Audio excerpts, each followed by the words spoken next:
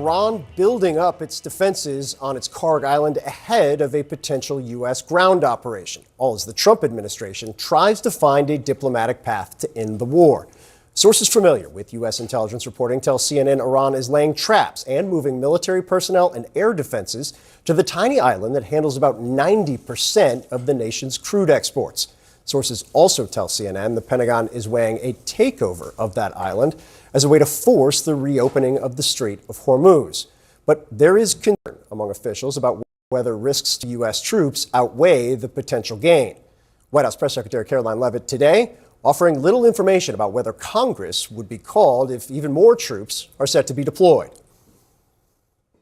That formal authorization from Congress is not necessary because we're currently in major combat operations in Iran. The Department of War and the President, as I said, estimated about a 4 to 6 week timeline for the full completion of these military combat operations. At this moment, it's unnecessary. The President likes to maintain options at his disposal. The White House is still pressing on to find an off-ramp to the war. Sources say the U.S. offered a 15-point list of expectations this week, with Pakistan serving as a diplomatic intermediary. An Iranian official today rejecting that proposal through state media. Iran is offering its own conditions, and the Iranian official says Tehran will not allow Trump to dictate the timing of the war's end. President Trump said Tuesday Vice President J.D. Vance, Secretary of State Marco Rubio, set to lead negotiations. Officials telling CNN a potential meeting this weekend could happen in Pakistan, although exact timing and location remains very fluid. The president also has said Secretary Rubio, along with Special Envoy Steve Witkoff and the president's son-in-law, Jared Kushner, will take part in negotiations with Iran, although it's still unclear whether they'll travel to Pakistan for a meeting this weekend. Let's discuss all of this with retired Brigadier General Steve Anderson. General, really appreciate you coming in. I want to start with the headlines that people may have seen. CNN reported about a deployment of about 1,000 troops from the 82nd Airborne. And just to start with the 82nd Airborne itself, spent a lot of time in Fort Bragg as a kid, the significance of the unit. It's a great unit. The immediate response force that they put together, probably about 1,000 troops, although some people are saying perhaps 2,000. That's probably about a battalion's worth. They can be on the ground in about 22 hours or so to fly to a place like probably Al Udeid Air Base in Qatar. That would put them, if the mission is Kharg Island, they'd be about 250 miles away. Still a long shot, but still something they could do. If the mission is in the Strait of Hormuz, as some people have talked about, that could be also 250 miles away, and they could go to seize an island there.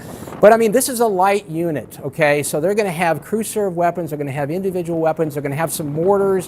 They're going to have aviation support. They're going to have Apache helicopters. You know, they're going to probably be lifted in on Chinooks or maybe even Blackhawks. Probably take about 70 some odd Blackhawks to move a unit of that size, a battalion size, into Kharg Island.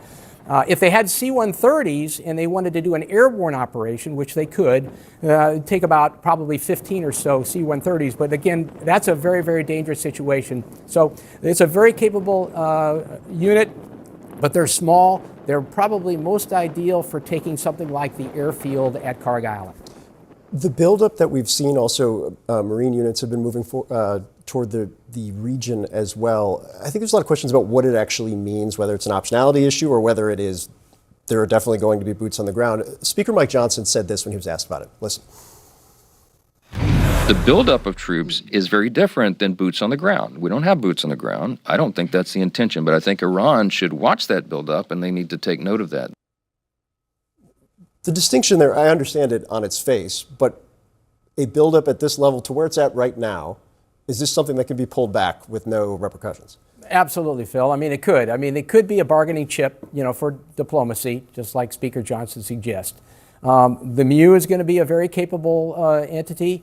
Right now, the 31st MEU, we believe, is at the mouth of the Persian Gulf, but they still got to come through the Strait of Hormuz, you know, or if in fact they're going to go to something like Kharg Island or one of the islands within the strait. But I mean, I think that putting boots on the ground obviously would be a huge step forward, and you know, we were talking mission creep big time. But perhaps they're just trying to position these forces over there in the Middle East to give them some options later on. Send a signal on some level. When it comes to the Strait of Hormuz, obviously there has been no major breakthrough. There have been no naval escorts. The insurance proposal wasn't enough to trigger tankers and their personnel saying, sure, we'll take a shot at this. Is there a viable military solution to that the U.S. would be considering right now? I would think that probably the only viable military solution, the one that makes the most sense, is to have some kind of an escort mission. But it's going to still be fraught with peril because you're talking about an enemy, a committed enemy. I mean, 200,000, religious fanatics. That's what the IRGC is. These people are fighting to the death. They are not going to go down easily. It's either kill or be killed. They know if there's any kind of a regime change, they're gone. So they're going to continue to use all their asymmetric capabilities. They're going to use mines. They're going to use missiles. They're going to use probably some of the cruise missiles, like homemade cruise missiles. You remember, Phil, when the Moskva was sunk by the Ukrainians 4 years ago? That was essentially a surfboard on steroids. They also got drones, as we all know.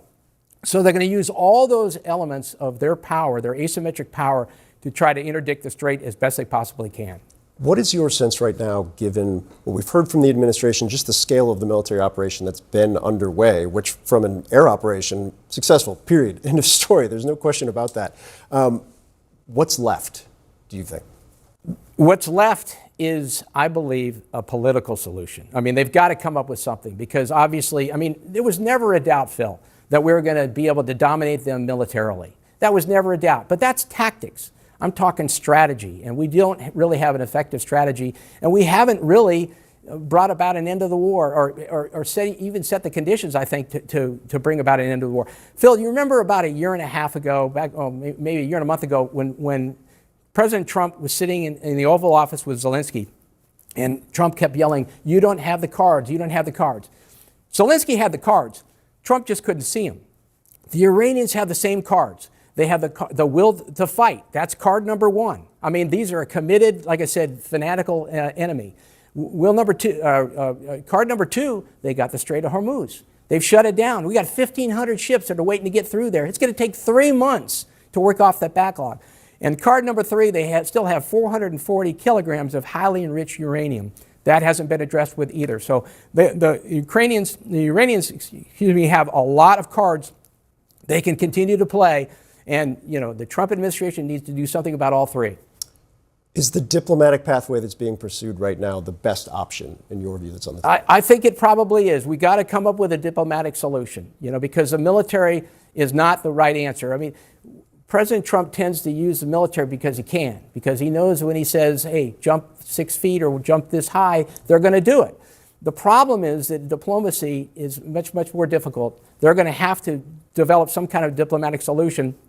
And unfortunately, the Iranians don't trust us right now because Steve Witkoff and Jared Kushner have burned them twice, which is why they're asking to negotiate with J.D. Vance right now. So you can see their position. But this war is not going to end until the Iranians say it's going to end.